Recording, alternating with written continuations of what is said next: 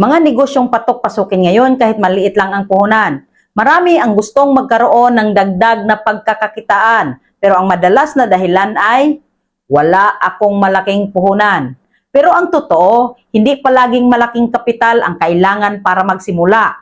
Mas mahalaga ang tamang diskarte, sipag at consistency. Narito ang ilang negosyong patok-pasukin ngayon kahit maliit lang ang puhunan.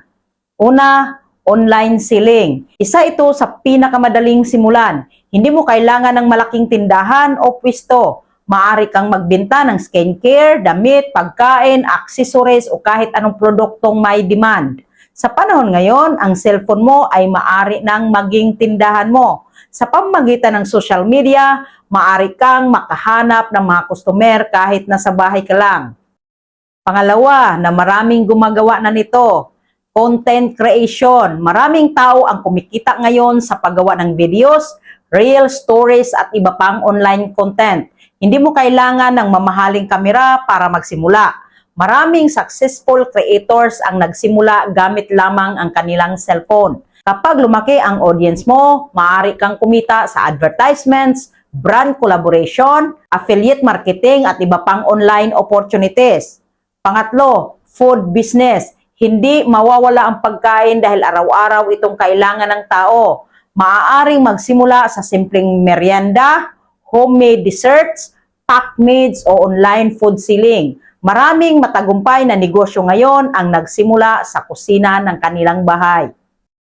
Pang-apat, reselling business.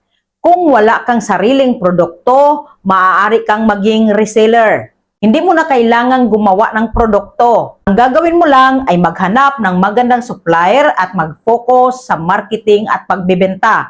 Ito ang isa sa pinakamababang risk na negosyo para sa mga nagsisimula.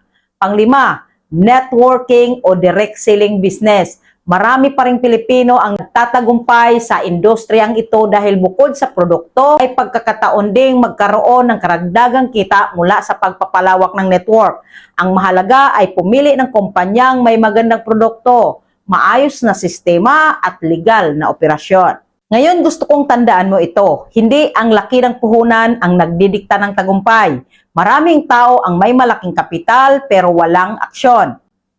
At marami ring nagsimula sa maliliit, ngunit naging matagumpay dahil hindi sila natakot magsimula. Kung naghihintay ka ng tamang panahon, baka ito na yon. Kung naghihintay ka ng malaking puhunan, baka hindi yon ang sagot. Minsan ang kailangan mo lang ay lakas ng loob para simulan kung ano ang kaya mo ngayon. Dahil ang bawat malaking negosyo ay nagsimula rin sa maliit.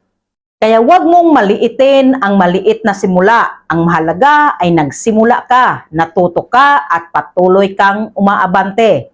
Tandaan mo, ang tagumpay ay hindi para lamang sa mayaman.